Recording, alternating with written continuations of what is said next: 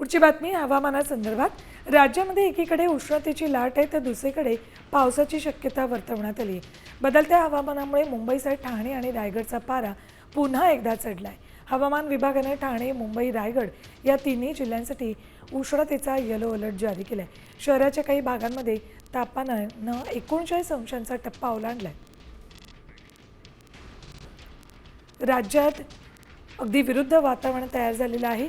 काही भागांमध्ये उष्णतेचा येलो अलर्ट दिलाय तर काही भागांमध्ये पावसाची शक्यता वर्तवण्यात आली आहे। गेल्या 8 ते 10 दिवसात मराठवाड्यातल्या काही जिल्ह्यांमध्ये तर पश्चिम महाराष्ट्रातल्या काही भागातही पावसाच्या सरी कोसळत आहेत, तर विदर्भातही काही भागात पावसाच्या सरी कोसळत आहेत। तर इकडे मुंबई आणि कोकणात उष्णतेचा येलो अलर्ट दिला आहे।